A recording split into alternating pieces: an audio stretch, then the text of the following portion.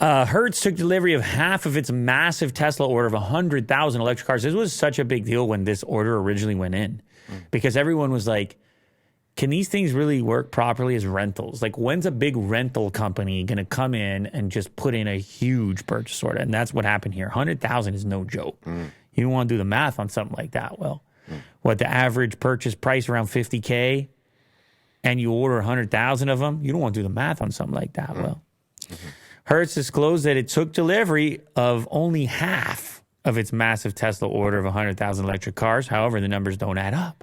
In 2021, Hertz announced an important effort to electrify its fleet of rental cars, led by a massive purchase of 100,000 Model 3 vehicles. More recently, the company added Model Y vehicles to the order. The rental car company said that it expects to have all 100,000 Tesla vehicles by the end of 2022.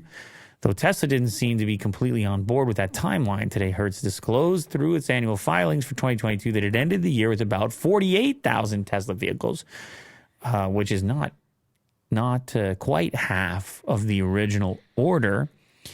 Their entire fleet peaked at 412. Man, that is incredible, the scale of the rental car companies. I know when I got the thing stolen, they're like, well, you have the allowance for the rental. And then people were telling me it's actually hard to get a rental right now, probably because so many cars are getting stolen. But anyway, in the case of Hertz, they have like 500,000 cars, and 11% of those cars are apparently Teslas. And then the company had an additional like 1,000 or so in the international fleet.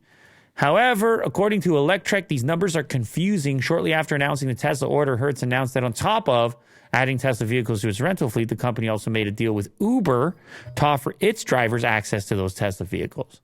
50,000 Tesla vehicles would be offered for rent to Uber drivers. So this explains why I see so many damn Tesla Uber drivers. I swear it's got to be the most common vehicle for delivery people at this point. I mean, in and out. You know, don't have to start your car again. But this is kind of cool. You don't even own the thing. Just you rent it temporarily from a company like Hertz. You do your deliveries. You have your delivery specific car. I don't know if the margins work out. You can turn a profit doing that. It's kind of interesting. But I'm just saying anecdotally, delivery types have gravitated towards these electric cars probably from a cost perspective. It's probably cheaper to run these things. And they're typically in urban places. They can get the cheap charge going. So they're just trying to maximize profits in doing so.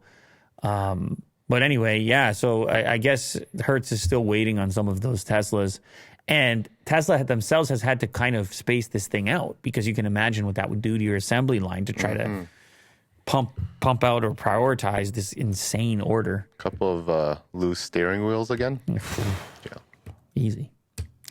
You just said thanks to Elon like moments ago. Now shots fired. Now you're poking.